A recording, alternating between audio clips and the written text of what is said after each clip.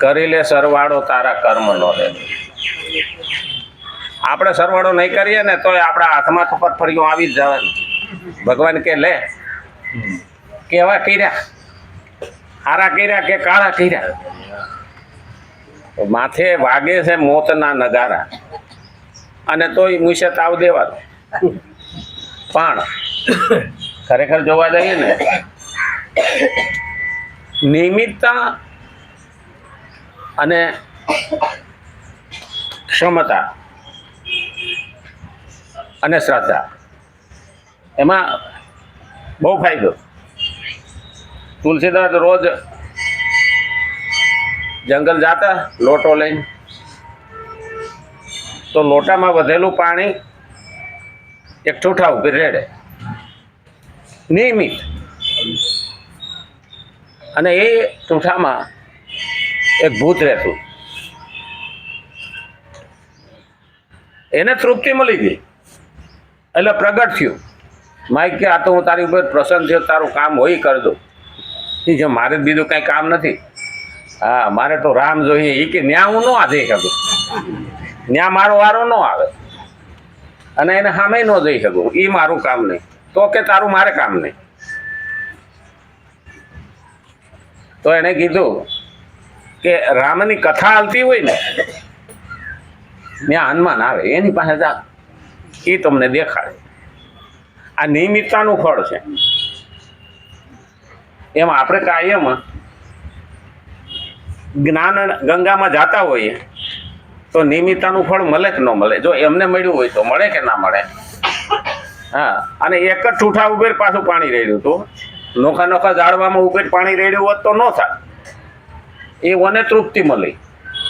એમ સતત નિરંતર આપણે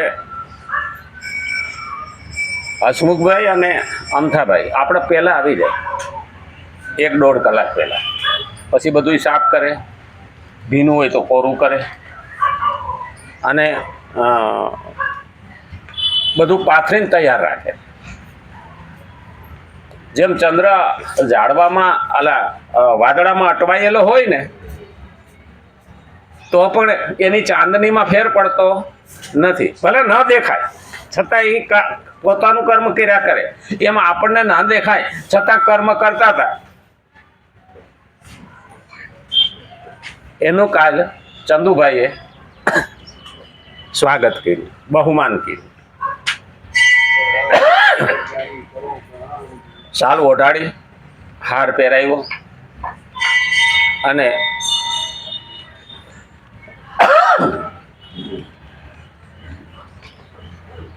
એણે સ્વાગત હાટો નહોતું કર્યું, પણ પ્રભુનું કામ કર્યું ને. અહીંયા કોઈ એને પગાર નહોતો લેવાનો,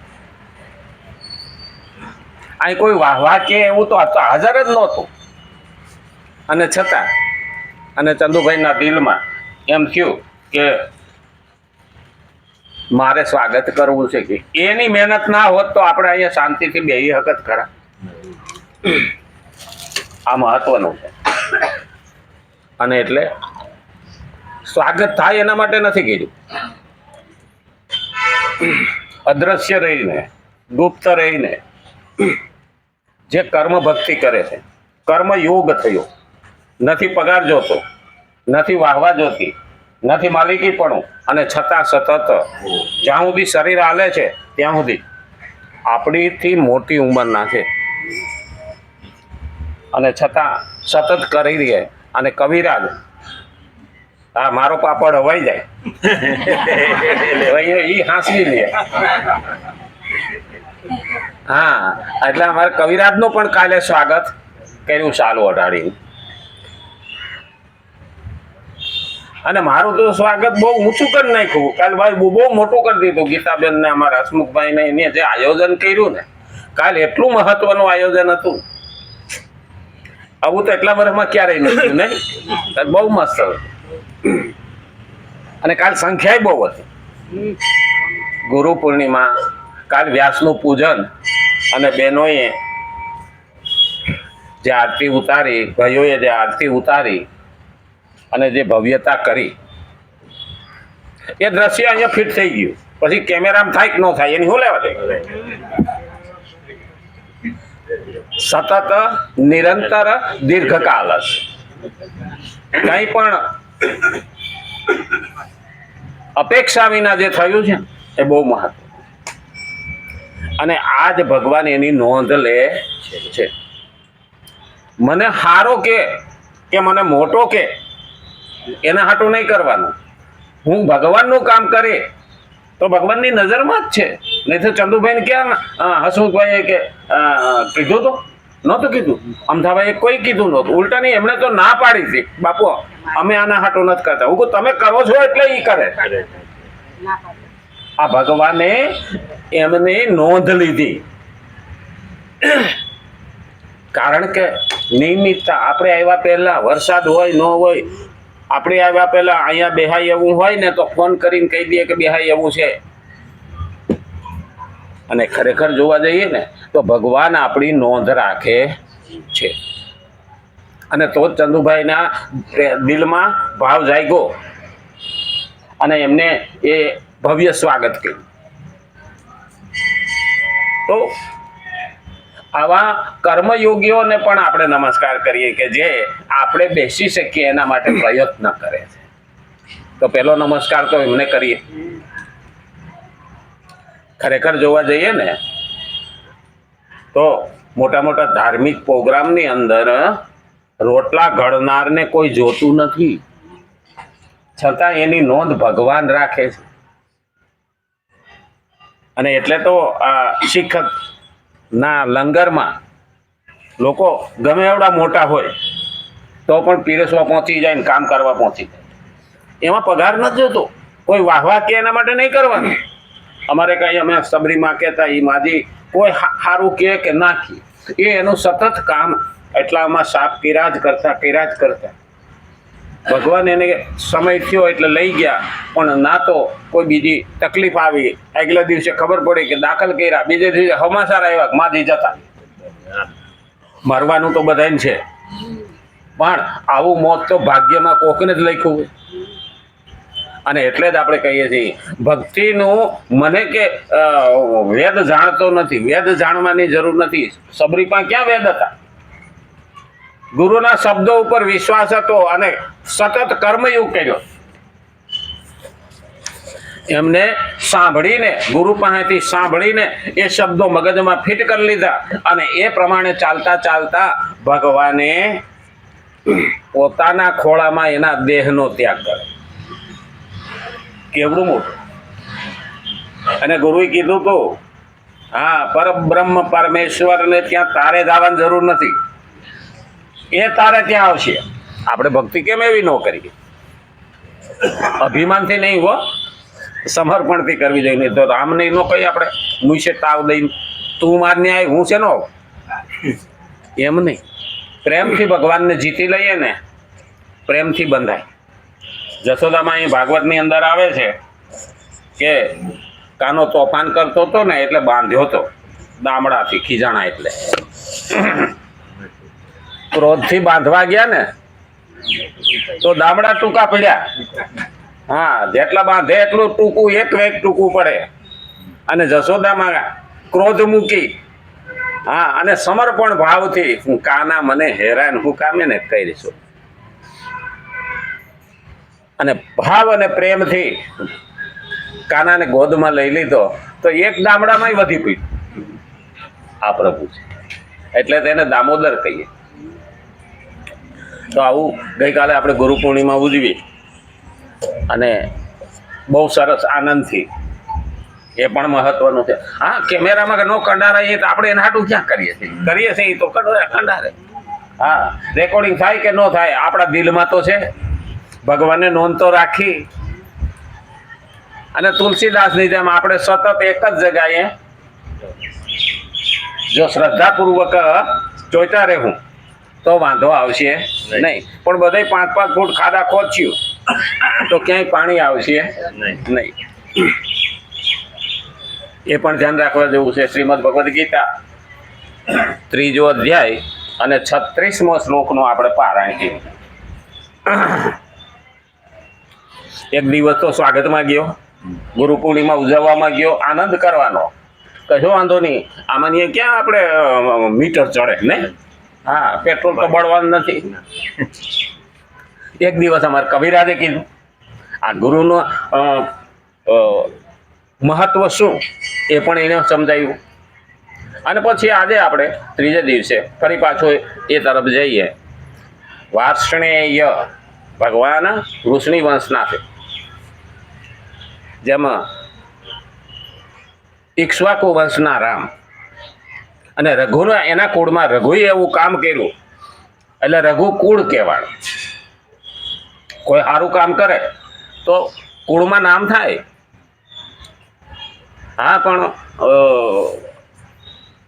કપાતર પાકે તો નામ બોલાવે ખરા હો. હા, વિશ્રવાના દીકરા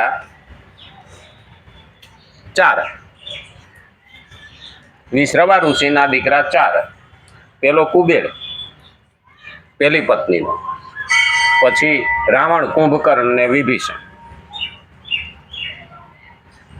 હવે 3 રાક્ષસમાં ગયા અને એક કુબેર ભંડારી સતત દેવોના કામમાં આવ્યા એટલે સંગ એવો રંગ લાગ્યો. એટલે કીધું યદુકુળમાં વૃષ્ણિ નામનો એક વંશ હતો.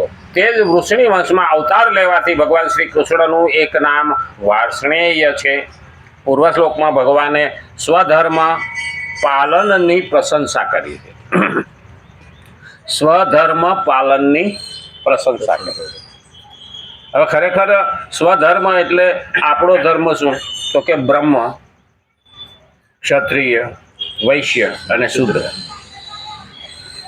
તો બ્રહ્મ વિદ્યા આપવાનું કામ છે, જ્ઞાન આપવાનું કામ છે, તો એને લડવા ન જવાય. ક્ષત્રિય એનું રક્ષણનું કામ છે, યુદ્ધનું કામ છે, એટલે એનો ધર્મ ન ચૂકે. વૈશ્ય એનો ધર્મ ન ચૂકે અને શૂદ્ર એનો ધર્મ ન ચૂકે. કારણ કે દરેકને પોતાના કર્તવ્યનું જ્ઞાન અને ભાન હોવું જોઈએ.